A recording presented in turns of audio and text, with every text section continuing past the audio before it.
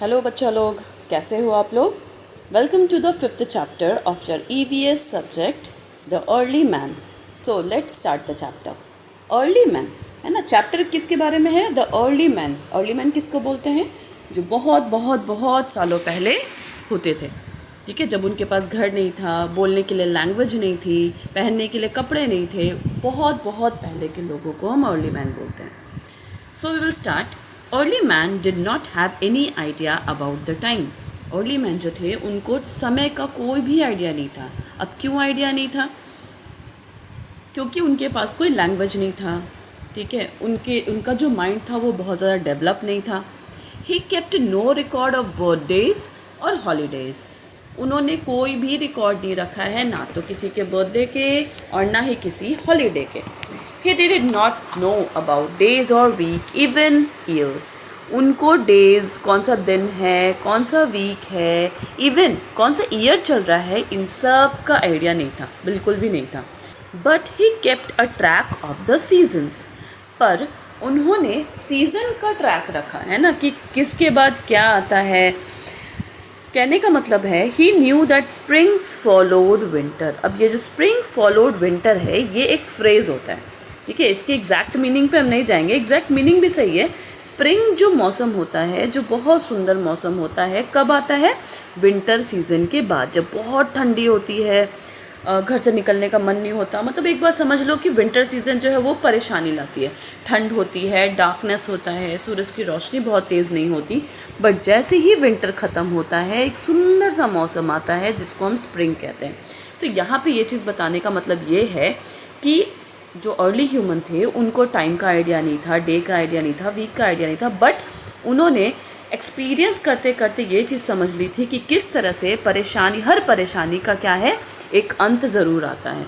कोई भी परेशानी ख़त्म होती है तो जैसे स्प्रिंग सुंदर सा महीना और सुंदर सा दिन लेकर आता है, उसी तरह से हर परेशानी जो है वो कुछ अच्छी पॉजिटिव चीज़ लेकर ही आती है। तो ये एक फ्रेज़ है।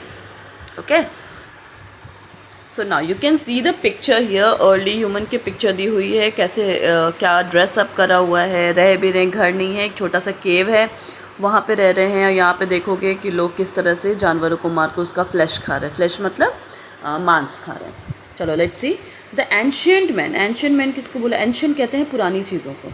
तो जब हम अर्ली ह्यूमन की बात कर रहे हैं तो उसको हम एज ए एंशियंट मैन पढ़ेंगे। The ancient man moved from place to place in search of food and water. अब अर्ली ह्यूमन, बेटा समझ लो कि एक तरह से जो आज जो जानवर होते हैं, बिल्कुल जानवर वाली ही ज़िंदगी जी रहा था। जो इंसान था, अर्ली ह्यूमन जो था, वो बिल्कुल एक जानवरों की जैसी ज़िंदगी जी रहा था। एक जगह से दूसरी जगह मूव ऑन करता था। मतलब एक जगह रहा, कुछ टाइम तक रहा, फिर दूसरी जगह पे शिफ्ट हो गया। अब क्यों करता था ऐसे? फूड खाने के लिए और पानी के लिए।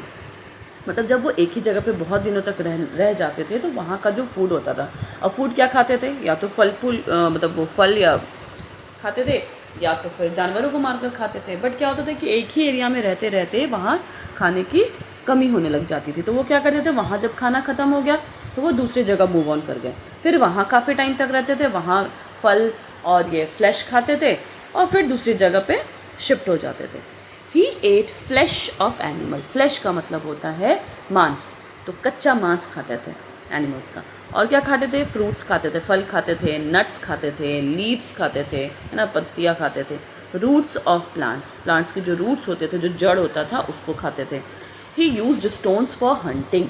अब स्टोन्स का क्या काम करते थे ये लोग? इस चीज़ के लिए यूज़ करते थे स्टोन को, हंटिंग करने के लिए। हंटिंग करना मतलब शिकार करने के लिए। हंटिंग, फिशिंग करने के लिए, है ना, मछलियों को मारने के लिए। And digging roots of the plant. और प्लांट्स को जब उखाड़ना होता था, मतलब रूट्स खाते थे तो उसको डिग करके निकालना होता था, उसके लिए भी स्टोन का यूज़ करते थे। Slowly he improved the stone tools by giving them shape and polish. धीरे धीरे क्या हुआ, यूज़ करते करते उन्होंने क्या किया, स्टोन टूल्स को और ज़्यादा अच्छे से शेप देने लगे और उसको अच्छे से पॉलिश करते थे, ताकि वो और ज़्यादा एजेस उसके शार्प हो जाए और उनको शिकार करने में हेल्प हो जाए। He also started using tools made up of bones and Ivory. तो पहले तो स्टोन से शिकार करते थे, उसके बाद क्या करने लगे, उन्होंने और टूल्स बनाना शुरू कर दिया, जो कि बोन्स, जो जानवरों को मारते थे, उनकी जो हड्डियाँ होती थी, जो शार्प एजेस होते थे, जिनके नुकीले हड्डियाँ होती थी, उसको एज अ टूल यूज़ करते थे शिकार करने के लिए। आइवरी, आइवरी बोलते हैं जो जो हाथी होता है उसके जो दांत होते हैं ना, उसको आइवरी बोलते हैं, तो उसका भी यूज़ करते थे as a tool. His most useful tool was the spear. अब अगर हम अर्ली ह्यूमन की बात करें तो सबसे यूज़फुल टूल उनके लिए था स्पीयर। स्पीयर कहते हैं भाला को, ठीक है। तो इससे क्या होता था, क्यों यूज़फुल था, क्योंकि भाला जो होता है वो दूर फेंक कर और क्या करते थे, एनिमल्स को मार देते थे, क्योंकि जब जितना जानवरों से नज़दीक जाएंगे उतना खतरा बढ़ता था। तो स्पीयर उनको बहुत काम आता था कि भाला को वो दूर से ही फेंकते थे और जानवर मर जाता था और इनको किसी तरह की का डर भी नहीं होता था। Fire, fire was the biggest discovery of the ancient man.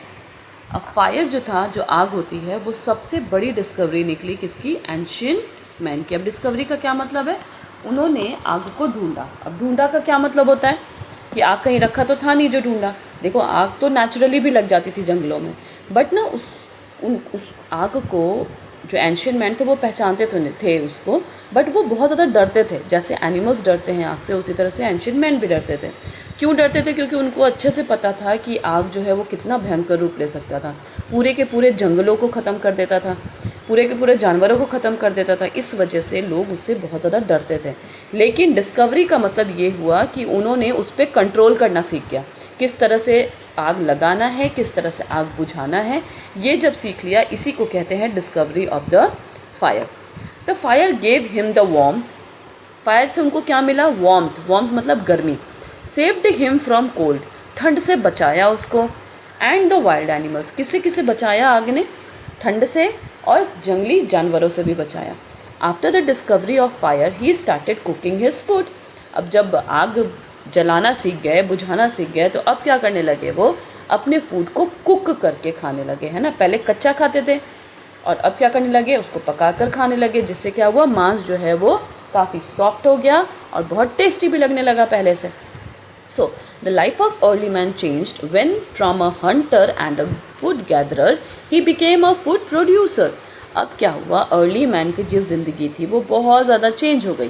कैसे चेंज हुई, पहले वो हंटर था, है ना, जानवरों को मार कर खाता था। फिर वो बना फूड गैदरर, जहाँ जहाँ उसको फल ये फूड मिलता उसको वो क्या करता था, गैदर करता था, मतलब इकट्ठा करता था। लेकिन इन सब चीज़ से आगे निकल गया, अब वो बन गया फूड प्रोड्यूसर, मतलब फूड को बनाने वाला। फूड कैसे बनाने लगा, जब उसने एग्रीकल्चर, जब उसने फार्मिंग शुरू की, जब अनाज उगाना शुरू कर दिया, तो वो बन गया food producer. Now he did not have a wander from one place to another. Wander का मतलब भटकना। अब उनको एक जगह से दूसरी जगह भटकने की ज़रूरत नहीं पड़ने लगी। He started leading a settled life close to the land where he easily get the access of water. अब वो क्या करने लगा, अब यहाँ वहाँ भटकना नहीं पड़ा उनको, अब वो करने लगा एक सेटल्ड लाइफ। सेटल्ड लाइफ मतलब एक ही जगह पे रहने लगा, एक ही लैंड, जहाँ पे उसने घर बनाना शुरू करा। और घर भी कहाँ बनाना प्रेफर किया, जहाँ पे पानी उसको आराम से मिल पाया, मतलब रिवर के पास में।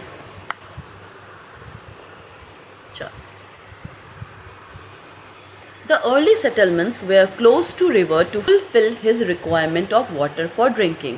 तो जो अर्ली सेटलमेंट होने लगी, जब वो एक जगह सेटल होने लगे, तो वो सेटलमेंट कहाँ होती थी, close to the river.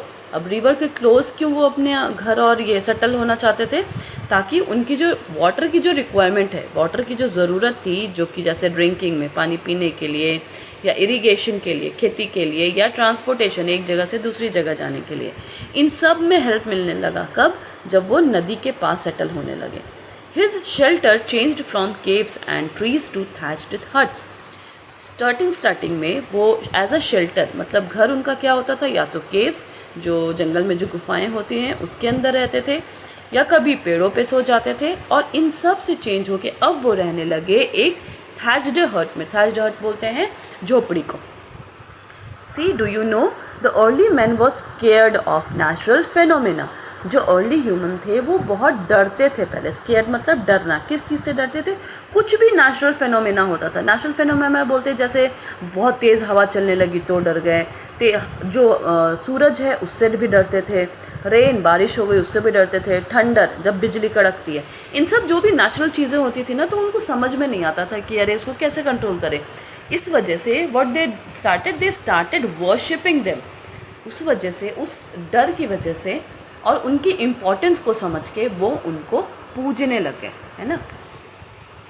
Next, the farming and settled life change the types of work of the early man. अब जब एक बार वो फार्मिंग करना शुरू कर दिए, अपनी उनकी लाइफ सेटल हो गई, मतलब एक जगह से दूसरे जगह जो जाते रहते तो वो भी अब बंद हो गया। इसकी वजह से क्या हुआ ना, अर्ली ह्यूमन का जो काम था, वर्क जो था, वो चेंज हो गया। अब क्या चेंज हुआ वर्क? नाउ ही सोड सीड्स। अब वो बीज ज़मीन के अंदर सो करने लगे, मतलब क्या करने लगे, अनाज उगाने के लिए ज़मीन के अंदर बीज बोने लगे। वाटर द प्लांट, अब भाई प्लांट्स को पानी भी देते रहना है अगर बीज डाला है तो। और उसके बाद उनको वेट करना पड़ता था ताकि ग्रेन्स मतलब अनाज जो है वो राइप हो पाए, मतलब पक पाए, उसके लिए उसको वेट भी करना पड़ता था। He cut the crops and store the grains. अब क्या करने लगे, जब अनाज रेडी हो जाता था तो उसको कट करते थे और स्टोर करके रखते थे, क्योंकि एक बार में सारा का सारा अनाज तो नहीं खा लेंगे। The settle life gave him more time to follow other activities. अब जो ना एक जगह जब वो सेटल हो गए, एक जगह पे ही जब रहने लगे, तो उनके पास ना और भी बहुत समय बचने लगा, क्योंकि पहले उनके पास कुछ सोच ही नहीं थी। जब भूख लगा तो जानवरों को मारा, खाया, फिर सो गए। कुछ उनके पास काम नहीं था करने को, बट अब उनके पास काम बहुत था। और जब टाइम एक जगह रहने लगे तो उनके पास क्या होने लगा, बहुत सी एक्टिविटीज़ में उनका ध्यान जाने लगा। जैसे मेकिंग टूल्स बेटर, जो भी वो टूल्स यूज़ करते थे उसको और अच्छा कैसे बना सकते हैं। बास्केट्स ऑफ रीड्स, है ना, बास्केट्स ऑफ रीड्स। अब ये रीड्स क्या होता है, बड़े बड़े ना घास से होते हैं, मतलब tall tree we can say, उसकी जो पत्तियाँ होती हैं ना बहुत लंबी लंबी से होती है, रिवर के किनारे में मिलता है, उसको बांध बांध कर बास्केट बनाने लगे। एंड क्ले पॉट्स मतलब मिट्टी के पॉट्स बनाने लगे। For storing and cooking grains. ये क्ले पॉट्स क्यों बनाते थे, ताकि जो अनाज उपजाकर जो उन्होंने कटिंग की है उसको ढंग से स्टोर कर पाएँ, और ग्रेन्स जो है उसको कुक करने के लिए। So you can see in the picture, this is an early settlement. अब देखो यहाँ पे छोटा सा घर बना लिया है, यहाँ पे इधर जो ग्रेन्स दिख रहे हैं ये उपजाया हुआ है, यहाँ पे देखो टूल्स बना रहे हैं, यहाँ पे भी टूल्स बना रहे हैं, मतलब कुछ कुछ सेटलमेंट में लग गए, कुछ नई नई चीज़ें बनाने के लिए कोशिश करने लगे। Do you know, since ancient times, man has used his intelligence to discover and invent many things to make his life comfortable. शुरू से मतलब बहुत पुराने समय से मैन जो है, जो इंसान है ना, वो अपनी इंटेलिजेंसी से, अपने दिमाग लगाकर बहुत सारी चीज़ें डिस्कवर करता रहा, इन्वेंट करता रहा। और कारण क्या था, सिर्फ अपने लाइफ को कंफर्टेबल बनाना। ठीक है, किस तरह से वो आराम से ज़िंदगी बिता सकता है, उसके लिए बहुत तरह की डिस्कवरी और इन्वेंशन किया। The changes have improved the life of human beings all over the world. अब यही जो चेंजेस था, इसने ह्यूमन के बींग्स के लाइफ को बहुत ज़्यादा इम्प्रूव किया, ना कि सिर्फ इंडिया, पूरे वर्ल्ड में। People still do most of the jobs that were done by an ancient man. अभी भी लोगों को देखेंगे हम तो बहुत से ऐसे लोग हैं, अभी भी वो सारे काम करते हैं जो एंशिएंट मैन किया करते थे। In the next chapter, we will find out different works that are done inside and outside the house by people now, and how they learn various crafts, jobs and occupation. तो अभी जो हम next chapter है अभी आपका, उसमें हम आगे पढ़ेंगे कि किस तरह से डिफरेंट वर्क है ना, जो बहुत सारे अलग अलग तरह के वर्क हैं जो कि घर के इनसाइड, घर के अंदर या घर के बाहर लोगों द्वारा किया जाता है। How they learn various crafts, jobs and occupation, और किस तरह से उन्होंने अलग अलग क्राफ्ट, जॉब्स और ऑक्यूपेशन सीखा। Is over and now we will see the book exercise. So the first one is MCQ, multiple choice question. इसमें एक सही आंसर है और दो गलत होते हैं। See, the biggest discovery of early man was, early man की सबसे बड़ी डिस्कवरी कौन सी थी? फायर थी। The life of early man changed when he started growing soil. ना, soil तो ग्रो नहीं किया जाता है, वाटर भी ग्रो नहीं कर सकते हैं। तो उनकी ज़िंदगी चेंज हुई जब वो ग्रेन्स ग्रो करने लगे।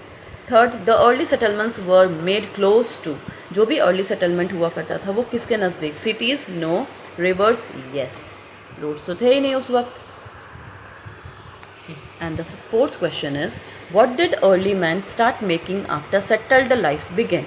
अब भाई जब उनकी लाइफ सेटल्ड हो गई तो वो क्या चीज़ बनाना शुरू करने लगे जब सेटल हो चुके थे? क्लॉक, घड़ी नहीं, रोड्स नहीं, क्या बनाना शुरू करा? Basket and pots. Let's see the fill in the blanks. So help box तो ऑलरेडी है यहाँ पे। Early man did not have any idea about time. An ancient man ate his food raw before the discovery of dash। जो ancient man था वो fire की discovery से पहले जो फूड होता था उसको रॉ खाता था। रॉ मतलब कच्चा खाता था। Early man used dash for hunting, fishing and digging. Early man जो था वो हंटिंग, फिशिंग और डिगिंग के लिए क्या यूज़ करता था? स्टोन्स यूज़ करता था।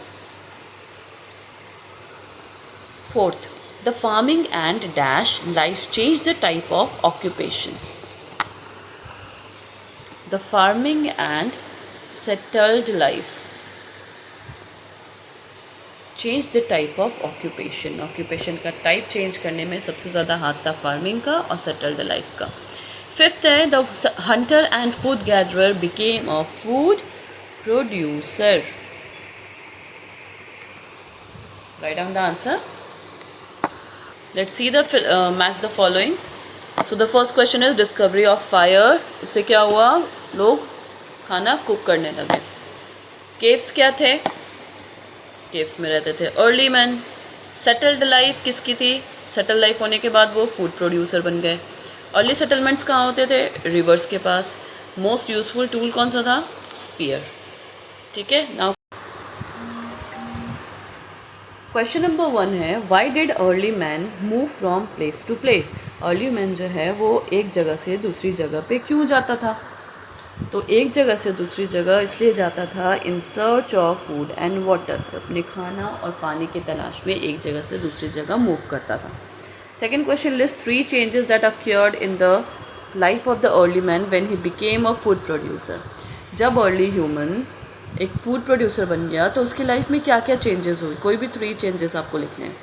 फर्स्ट है they started leading a settled life. वो अपनी एक लाइफ को सेटल करने लगे, मतलब एक ही जगह पर रहने लगे, एक जगह से दूसरी जगह जाना बंद कर दिया। Second, they change shelter from caves to hut. पहले केव्स में गुफाओं में रहते थे और चेंज होकर अब वो हट्स में रहने लगे। Third, they started making pots and better tools. और अब वो क्या करने लगे? मिट्टी के पॉट्स बनाने लगे और टूल्स को और ज़्यादा बेटर करने के पीछे लग गए।